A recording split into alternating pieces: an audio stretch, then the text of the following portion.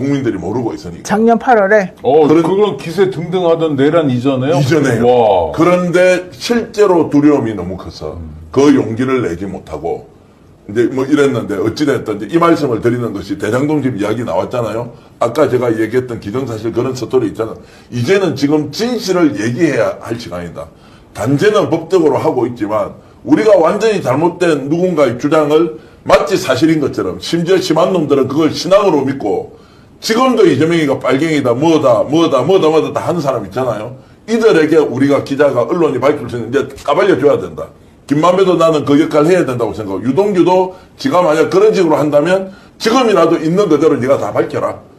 최소한 종교적 언어로 보석을 받기 위해서는 네 스스로 참여하고 해결하라. 이런 것처럼 밝히는 시간을 만들어서 아닌 건 아니라고 정리해줘야 저는 이재명 대통령이 억울한 누명을 쓰고 있던 것을 벗어나고 더 좋은 대한민국을 만들 수 있다. 저는 그 밝혀야 될 사람들 명단에 이낙연 씨도 들어갔으면 좋겠어요. 좋습니다. 저도 아주 들어가야 좋습니다. 돼요. 네. 아니 그러면 작년 8월에 도저히 못 견디고 진실을 밝히려고 했었는데 어쨌든 그땐 서슬이 퍼런 사람이었고 지금은 이제 끝났잖아요. 그럼 이제 밝힐 수 있겠네요. 자, 이제 그렇게 해서 이제 설득을 계속 하고 있죠. 그때 마음을 만나보셨어요, 직접? 그 형을 제가 만나고 있죠. 그럴 때 대답하실 게 이거 답변이 제한됩니다. 왜냐하면 저는 지금 중요한 우리 언론의 역할이 일어났던 그렇죠. 일을 누군가를 처벌하고 처단하기 위해서 법적인 무엇을 하라는 것이 아니고 진실은 결국에는 드러나게 돼 있다. 그 진실은 알려서 듣는 사람이 판단할 몫이다. 아닌 것은 아니고 맞는 것은 맞는 것. 그런데 이거 자체가 드러나지 않고 넘어가 버리면 이겼다고 그냥 넘어가 버리지 않습니까? 다음에 똑같은 일이 반복이 되어서 누군가 이것을 범죄에 악용하거나 자신의 권력을 사유하는 순간 또 다른 피해자가 선의의 피해자가 너무 많이 생기기 때문에 마지막까지 진실을 공개하고 밝히는 것은 매우 중요하고 혹시 그분이 이 방송을 보고 계신다면 용기 있게 그래도 있는 사실을 그대로 밝히자라는 말씀을 드립니다. 야, 그래도 그 사람이 이혼을 해줬나 보네. 보통 이런 경우는요, 이혼 안 해주려고 막 버텨요, 여성분이.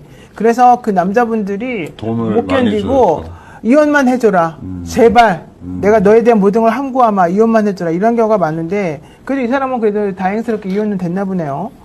좀 더 못해서 그렇죠. 말씀드리겠습니다. 근데 또 다른 결혼을 준비하면 빨리 이혼할 수도 있죠. 아니, 그 완전 사기 결혼이었는데 이 사람이 그러면 그 전에 있었던 걸 다 정리를 하고 어쨌든 정상적 혼인관계로 들어와 있어야 되잖아요. 예. 그러면 뭐 모르거나 들키더라도 양해하고 넘어가려고 얼마나 설득을 했겠어요. 혼인신고를 안 했구나. 혼인신고도 했지. 아, 했어요? 아니 그런데 예전에 하던 짓을 똑같이 하고 있으니까 그거는 이제 그 사람이 직접 얘기를 하겠죠. 그 짓이 어떤 짓인지 여러분들이 상상하는 거하고 똑같아요. 그러니까 혼인을 했으면 혼인관계 충실을 해야 될 거 아니에요. 근데 혼인관계 충실하지 않는 일이 너무나도 자주 벌어지니까 이 이제 남자가 감당을 못하는데 추적을 해보거나 알아봤을 거 아닙니까? 근데 원래 자기가 알고 있던 그 사람이 아니에요. 이 사람은. 김건희가 다른 사람이었던 거예요. 그때는 이름도 김건희가 아니에요. 김명진이었잖아요. 그러면서 이제 주위 가족들한테 이럴 경우에 어떻게 해야 되나. 고향에 계신 우리 아버지, 약사, 어머니 그 당시에 이제 음악을 하시던 음악 전공자시고 집에 말도 못하고 이혼도 못하고 결혼을 유지할 수도 없는 이제 이런 어중한 상황을 1년 정도 가져가면서 그때 받았던 고통이 너무 커서 이제 한국을 떠나버렸죠. 뭐 그런 이야기인데요. 그래서 네. 그 여자는 네. 원래부터 사기꾼이었다라는 이야기를 이제 하고 싶은 걸 아예 드러내놓고 그 네. 당시에 어떤 일이 있었는지 밝혀보자는 거죠. 네. 자, 이런. 민감한 질문인데 첫 번째 여쭤보겠습니다. 자, 혹시라도 최재형 목사님 좀 불편한 질문이지만 좀 드려보면 만약에 최초 결혼했던 남편의 가족 중에서 뭐 가까운 뭐 사촌, 육촌, 팔촌 중에서 만약에 원래 줄리가 맞았다. 그래서 이혼하게 된 사유도 그런 것과 연관이 있다라는 만약 발언을 한다면 그럼 이것은 증거로서 굉장히 중요합니까? 아니면 예, 그동안은 우리 정 회장님의 진술 증언들 저는 진정성이 있다고 생각이 들고 그리고 동시다발적으로 각자 살아온 환경과 지역이 다른데 줄리라고 증언하는 분들이 참 다수가 많이 등장했잖아요. 근데 그런 증인들보다 전 남편 안혜옥 선생의 표현대로 제1회 결혼식 때 그 남편과 그의 가족들이 김건희 씨가 줄리가 맞다라고 증언하면 그 크레딧, 신용도는 재판부에 굉장히 큰 영향을 미칠 겁니다. 근데 제가 사실은 작년부터 최근까지 김건희 씨의 전 남편에 대한 그런 취재를 다각도로 해왔고 인력이 모자라가지고 제가 개인적으로 아르바이트를 하는 취재 기자들, 인턴 기자들까지 고용해서 여러 각도로 그동안 해왔는데 마침내 전 남편을 찾아냈어요. 찾아냈고 그러나 이제 권력의 끈이 끊어지고 탄핵 파면을 당한 상황이기 때문에 크게 뭐 이슈를 불러 일으킨다거나 뭐 이제 센세이션을 일으킨다는 의미도 있겠지만 그보다는 우리 안 회장이나 정 회장님 같은 분 또 뭐 유튜브 기자 이런 사람들은 줄리 의혹 재판을 받고 있기 때문에 그분들이 고통을 받고 있는다는 걸 생각하면 이것은 어느 정도 밝혀야 되겠다. 그리고 제가 밝히는 거를 넘어서서 전 남편 자신이 기자회견을 열 수 있도록 길을 열어주거나 그렇게 납득을 시키는 일이 중요하다 생각해서 그런 과정에 지금 있는데 핵심만 말씀드리면 전 남편과 전 남편의 사촌형 그리고 사촌 누나들 그 주변 사람들은 모두가 줄리가 맞다라고 증언하고 있습니다. 네. 자, 이 말씀을 이제 드리는 것은 어떻게 보면 김건희의 사생활과 관련된 부분일 수 있고 초원 시점이지만 본인이 볼케이노 소속이었다. 예를 들어서 조남욱 회장과 뭔가 라마다 르네상스 호텔이지 않습니까? 뭔가 관계가 있었다라는 의혹에 대해서 아니면 아닌대로 밝혀서 넘어가는데 이 문제 제기를 하는 사람을 하나같이 다 법적 조치를 취했습니다. 그러면 이제 시시비비를 가려야 하지 않습니까? 그러면 줄리냐 아니냐라고 하는 이름이 중요한 것이 아니라 왜 김건희는 이런 자신의 과거를 덮으려고 하느냐라는 부분에서 의문의 꼬리를 물고 있는데 오늘 여러분들께 최초 제가 공개를 하려고 하는 것은 그 첫 번째 남편이 하도 극악무도하게 정권 운영을 하고 완전히 자신의 과거에 대해서 무시 부인을 하고 오히려 그 주위 사람들을 다 이렇게 괴롭혔지 않습니까? 김건희가. 그래서 작년 8월 달에 폭로를 하려고 결심을 70% 80%까지 하다가 무서워서 못했죠. 왜냐하면 그때는 너무나 극악무도하게 뭔가 조치할 수 있다라고 했던 적이 있습니다. 이제 그래서 줄리 논쟁부터 시작하자는 것은 왜 그 사람이 이혼을 할 수밖에 없었느냐? 혼인관계를 어느 정도 유지했느냐? 이제 이런 것들이 김건희의 실체를 밝히는데 굉장히 중요한 출발 지점이 된다고 이제 보는 것입니다. 예, 이제 오늘은 이제 갑자기 이렇게 나온 얘기라서 예. 저희 서울의 소리 예. 금요일 날 아침에 예. 매일같이 하는 프로가 있어요. 신통할이라고. 예. 근데 금요일은 제가 매주 출연을 하는데 이번 주 금요일 6시 반에 서울의 소리 신통할에서 제가 그동안 취재했던 것 중에 밝힐 수 있는 부분을 밝히려고 예정이 돼 있습니다. 예. 그럼에도 불구하고 오늘 제가 이제 구독자 여러분들 여기 지금 시청하는 분들에게 궁금증이 많으시니까 어느 정도는 제가 질문을 하시면 적절하게는 제가 답변을 해드릴 수가 있습니다. 제가 대통령실 취재하거나요. 예. 또는 서초동 아크로비스타 가기 전후 그 다음에 한남동 관저 이런 데 취재를 하면서요. 깜짝깜짝 놀라는 게 있습니다. 제가 꼭 확인을 이제 한 2군데 정도 더 하는데요. 최재형 목사님한테 이렇게 연락드려서 딱 확인하면 서로 놀랄 때가 많습니다. 전혀 다른 출처에서 확인을 하는데 서로 알고 있어요. 야, 이게 뭐야?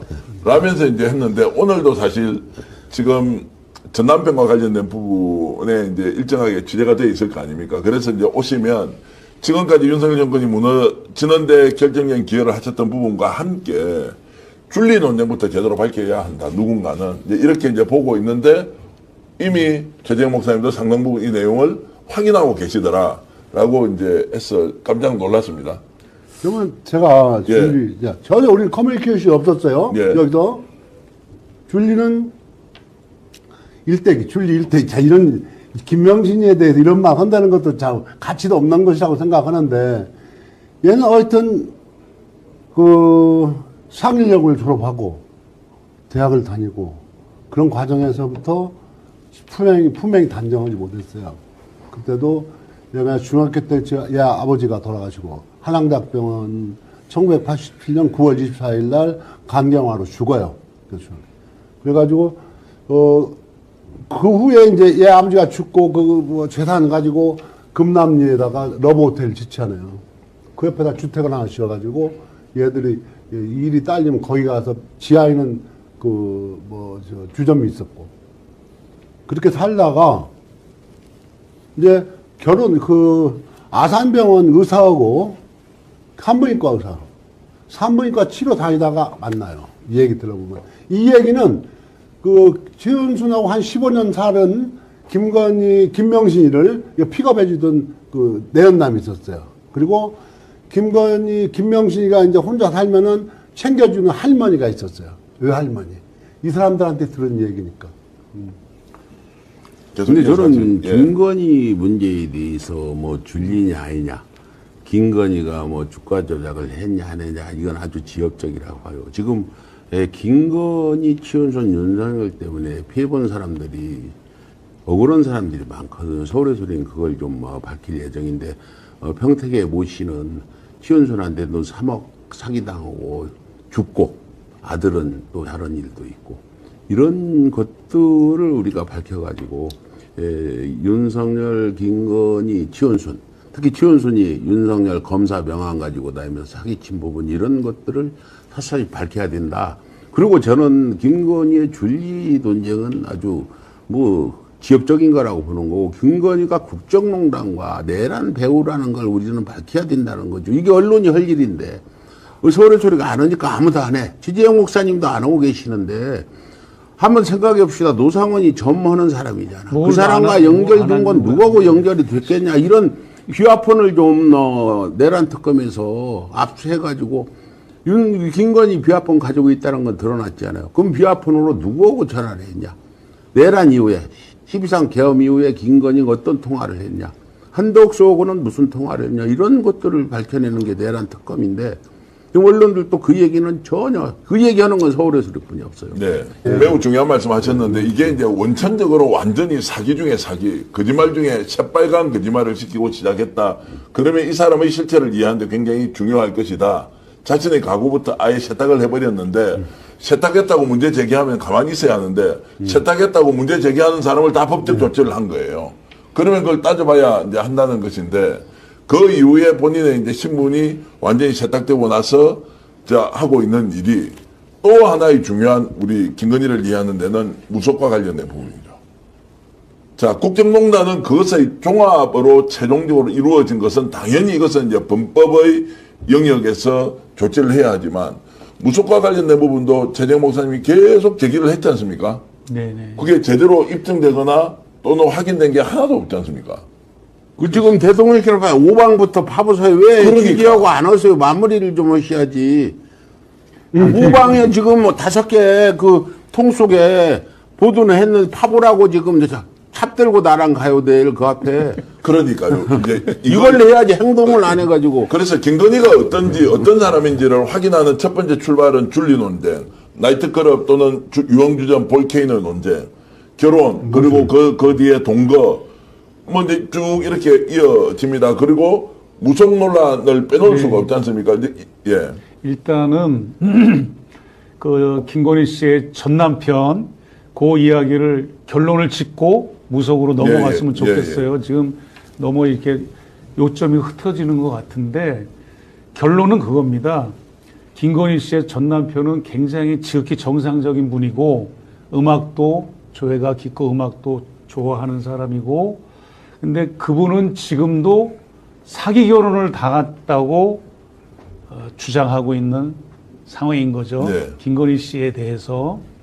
그리고 그때 당시도 그런 분노와 너무나 힘들어서 주변에 상담을 많이 하러 다녔고, 주변에 있는 많은 사람들한테 상담을 했고, 그런 과정에서 결국은 결혼한 이후에도 많은 사람들이 2달 만에 파혼했다, 6개월 만에 파혼했다, 여러 말들이 많이 나오는데 취재한 거에 의하면 1년까지는 결혼 생활이 유지됐더라고요. 예.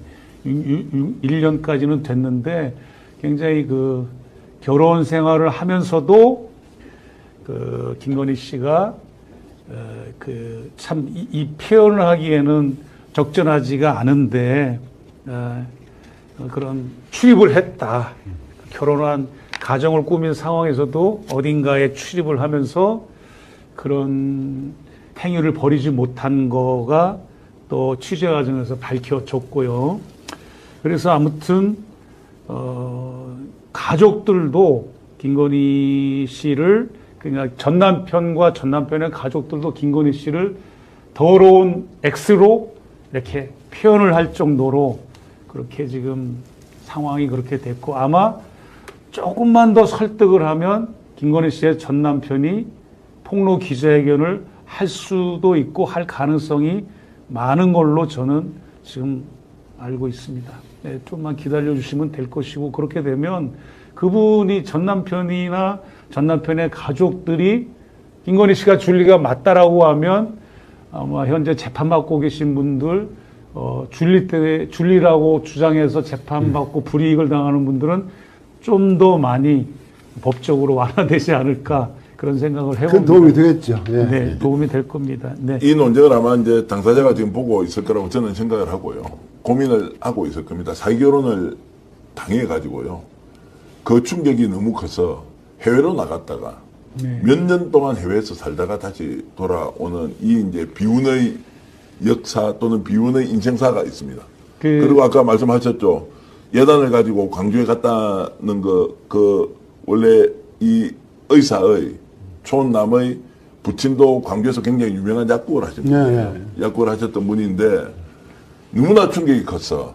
사기 결혼이죠. 그래서 아까 말씀하셨던 거 진료 과정에서 만난 게 아니라고요. 진료 과정에서 만난 것이 아니라 다른 것이라는 이제 진술이 있는데 어쨌든 사기 결혼을 당하면서 완전 한 집안이 풍비박산이 돼버린 거예요. 자, 그런 사실이 그러면은 국민의 알 권리 차원에서 김건희의 실체가 뭔지를 우리가 알리기 위해서 활용될 수 있는 것이냐 아니냐는 것은 논란이 좀 있겠지만 그 사람은 자기 인생이 완전히 무너져 버리는 이제 이런 상황으로 볼 수 있다는 겁니다. 그러니까 이제 뭐 결혼을 이제 제 일의 결혼을 뭐 어떻게 했느냐, 어떤 게 계기가 됐느냐라고 했을 때 그건 이제 첫 번째 내연남이라고 하는 김재화 선생이 그렇게 증언했거든요. 진술을 이렇게 산부인과 의사와 환자의 관계에서 또 이제 의사니까 아픈 환부나 치부를 보고 이런 상황에서 서로 눈이 맞아서 결혼했다 이렇게 기존 주장들이 그런 건데 그거하고는 좀 차이가. 그건 내가 듣고 전한 얘기야. 예, 그거는 이제 제가 가족들한테 들어보니까 그것은 아니었다. 홍대동에다 살림을 차리고 예. 이제 결혼해서 산부인과 의사니까 김명신이가 남편한테 과 바꿔라. 남은 여자들 그거 들여다보면 기분 나쁘다. 그래서 바꿨다는 거야. 예.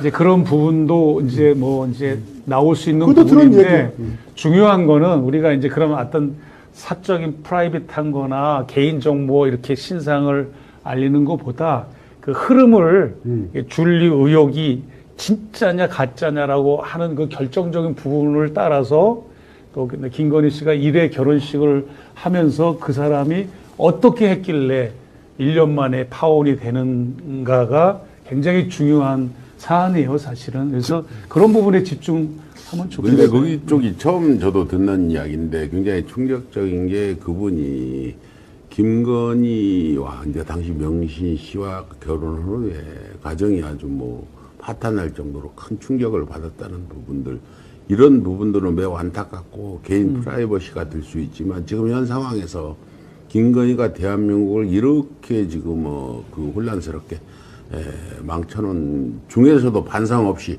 아직도 자신은 잘못이 없다고 주장하기 때문에 그분 잘 설득해서 선은 이렇고 후는 이렇고 꼭 이 얘기해야 이게 역사의 기록도 되고 김건희가 좀이라도 반성하고 뷰를 받을 거 아니냐 이런 생각 들어서 우리 정계환 대표님이 그분 잘 설득해서 기자회견이라도 할 수 있게 또 추지영 목사님이 잘 설득해서 그게 어떤 역사적 의미를 지닌 건지 개인 사적인 문제를 넘어선 국가적인 사안이 되어버렸고 또 많은 피해를 보고 있는 사람들이 있기 때문에 두 분이 좀 빠른 시일 내에 그분이 대의를 위해서 좀 프라이버시는 좀 물론입니다. 그 노력을 안 하는 건 아니고 피해를 받더라도 네. 그렇게 좀 해주세요. 예, 그렇게 지금 그 정도만 오늘은 스픽스에서는 그 정도만 이제 그 정도 수위에서만 아시면 될 것 같고 그 다음에 우리 초신께서 말씀하신 그 대통령 청사 앞에 육군 서울 사무소 그 담벼락에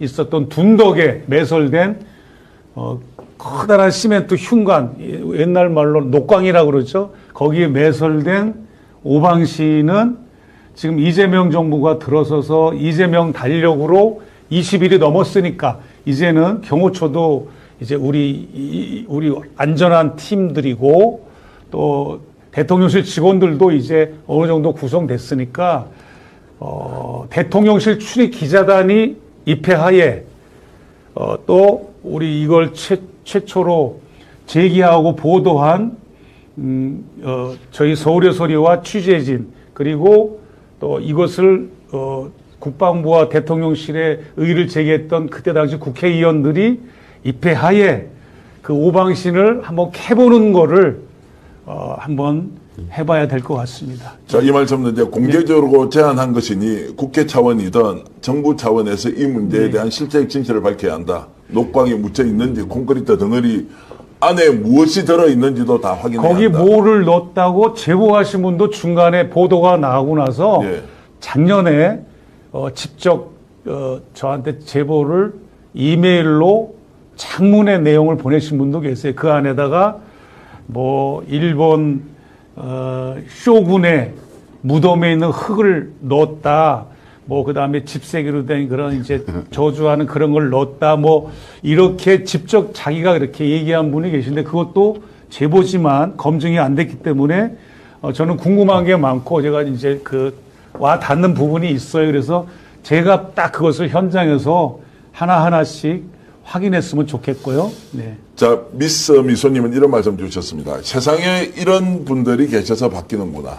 세상은 이런 분들이 계셔서 바뀌는구나. 감사합니다. 이렇게 해서 우리 백은종 대표님, 정대택 회장님, 최정 목사님에 대해서 이렇게 칭찬 주셨는데 저희들이 오늘 줄리 문제를 제기하는 것은 줄리 문제가 제기됨으로써 정대택 회장님 두 가지 상황이 벌어졌습니다. 첫 번째, 서울의 소리 소설 쓰고 있구나. 예를 들어서 녹광 이야기가 나오니까 이거 완전 최재형 목사 사기꾼이구나. 이게 대명천지에 일어날 수 있는 일이냐. 무슨 대통령 영부인이 술집에서 있었는데 줄리라는 이름을 썼단 말이냐. 사람들이 다 미쳐버렸구나. 라고 하는 게 하나가 있었습니다. 그러다 보니까 이 보도를 소위 말하는 레거시가 가져가서 실체적 진실이 무엇인지 파야 되는데 아예 이것은 헛소리야 라고 일단 무시해버렸죠. 그런데 이게 어떤 결과로 두 번째 크게 우리한테 지금 이제 문제가 돼버리냐면 이러고도 남을 자가 권력을 가졌는데 그때부터 벌였던 행위는 줄리도 묻어버리고 녹광도 묻어버리는데 어떤 짓을 하더라도 본인에게 가장 유리한 방향으로 끌고 간 거예요. 검찰을 동원해서 경찰을 동원해서 어떤 범법 행위를 하더라도 이 김건희를 막아낼 길이 사실은 없어버렸죠. 그런데 이 상상 밖의 일이 사실로 확인되는 것은 우리에게 다시 한 번 더 질문을 던지는 것이다. 너희들은 그 당시 언론인으로서 뭘 했느냐라는 질문을 던져야 될 거 아닙니까? 그래서 줄리 논쟁이 매우 중요하다. 줄리는 재판에 가면 이길 줄 알고요. 그 줄리 제보했던 사람 또는 보도했던 사람을 다 감옥에 넣겠다고 고소를 해버렸습니다. 어떤 김건희의 이제 남편과 관련된 지인들을 만나서 계속 취재를 하고 있습니다. 근데 단순히 이제 김건희가 지금 줄리라는 이름 때문에 이제 지금 재판을 받는 분도 한 6-7분이 계시거든요. 그러니까 뭐 대표적으로 정대택 할아버지나 뭐 정대택 이제 회장님도 계시고 그다음에 저 서울의 소리의 백은종 대표 계시고 뭐 쭉 이렇게 있습니다. 그런데 이제 가족들을 통해서 제가 실제로 김건희가 줄리였다라는 내용은 며칠 전에 이제 방송에서 얘기를 했고요. 네네. 그리고 김건희가 이혼을 하거든요. 한 1년 정도 실제로 이제 사는데, 이제 요거는 제가 이제 여러분들께 사실상 확인을 하고 말씀드리는데, 김건희가 첫 결혼에 실패를 하고 동거 상태에서 헤어졌다. 짧게는 3개월, 뭐 6개월 이렇게 얘기를 하는 사람이 있는데요. 실제로는 결혼을 해서 혼인신고를 했다라는 이야기를 제가 들었고요. 1년 동안 결혼이 유지가 됩니다.